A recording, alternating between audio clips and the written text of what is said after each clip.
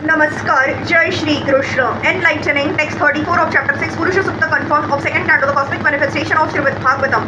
Text 34.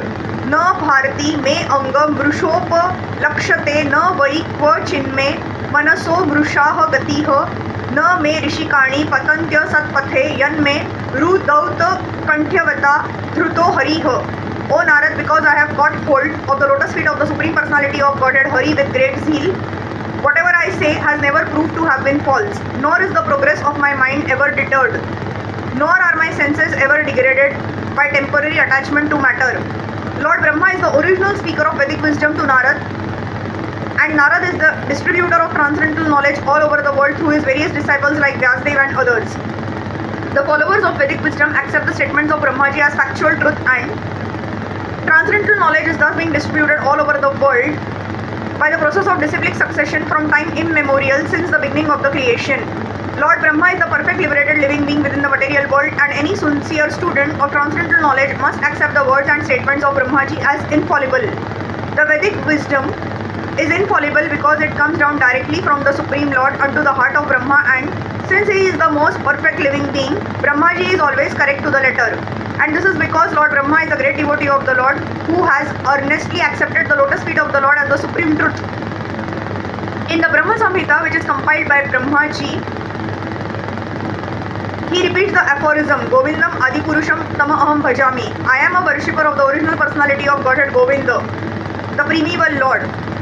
So whatever he says, whatever he thinks, and whatever he does normally in his mood are to be accepted as truth because of his direct and very intimate connection with Govinda, the primeval Lord. Shri Govinda, who pleasingly accepts the loving transcendental service of his devotees, gives all protection to the words and actions of his devotees. The Lord declares in the Bhagavad Gita 9.31, Kaunteya Prati Janihi. O son of Kunti, please declare it. The Lord asks Arjun to declare, and why? Because sometimes the declaration of Govinda himself may seem contradictory to mundane creatures, but the mundaner will never find any contradiction in the words of the Lord's devotees. The devotees are especially protected by the Lord so that they may remain infallible. Therefore, the process of devotional service always begins in the service of the devotee who appears in disciplic succession. The devotees are always liberated, but that does not mean that they are impersonal. The Lord is a person eternally, and the devotee of the Lord is also a person eternally. Because the devotee has his sense organs even at the liberated stage, he is therefore a person always. And because the devotee's service is accepted by the Lord in full reciprocation, the Lord is also a person in his complete spiritual embodiment.